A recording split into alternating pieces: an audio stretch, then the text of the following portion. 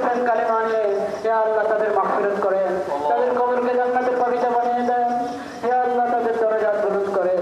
ইয়া আল্লাহ মুরব্বিরা যারা হায়াতে আছে তাদেরকে সুস্থতার সাথে ইয়া আল্লাহ দীর্ঘনে খায়াত দান করেন।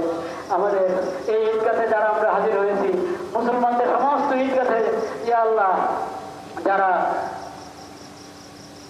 নামাজ আদায় করেছেন, আল্লাহ আপনি সবার নামাজ কবুল করেন মাওলা। ইয়া আল্লাহ সবার সমস্ত নেক মাকসাদ নেক হাজত পুরা করেন ইয়া আল্লাহ। ইয়া আল্লাহ এখানে আমাদের সামনে আমাদের দেশের মুরব্বীরা আছেন, ইয়া আল্লাহ তাদেরকে সুস্থ সবল ইয়া আল্লাহ সুস্থতার সাথে ইয়া আল্লাহ সেহাত কুওয়াতের সাথে আফিয়ত সালামতের সাথে মাওলা নিরাপত্তার সাথে দীর্ঘ নেক হায়াত দান করে ইয়া আল্লাহ তারা দেশের কল্যাণের জন্য যত কাজ করছেন, খেদমত করছেন, সেবা করছেন, আল্লাহ আপনি সব কিছু কবুল করে নেন মাওলা। তাদের হিম্মত এবং সৎসাহস আরো বাড়িয়ে দেন মাওলা।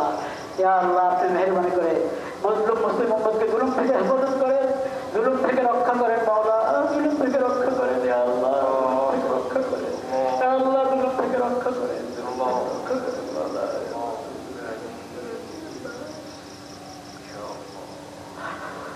সবাইয়ের মা বাবার জন্য দোয়া করি, রব্বির হামহুমা কামা রব্বায়ানি সগীরা, রব্বির হামহুমা কামা রব্বায়ানি সগীরা, রব্বির হামহুমা কামা রব্বায়ানি সগীরা। সুবহান রাব্বিকা রব্বিল ইজ্জাতি আম্মা ইয়াসিফুন ওয়া সালামুন আলাল মুরসালিন ওয়ালহামদুলিল্লাহি রাব্বিল আলামিন। আমিন বিরহমাতিকা ইয়া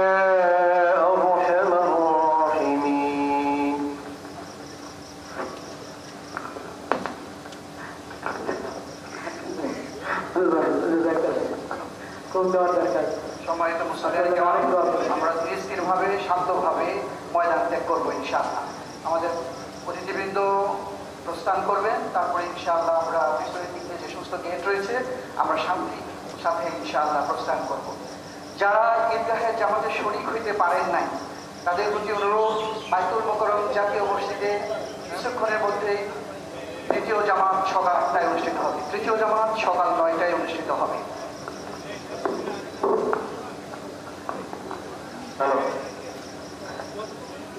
আসসালামু আলাইকুম।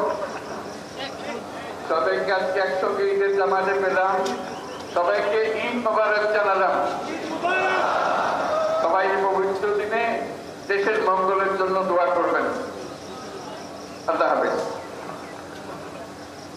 ধন্যবাদ মাননীয় প্রধান উপদেষ্টা মহোদয়।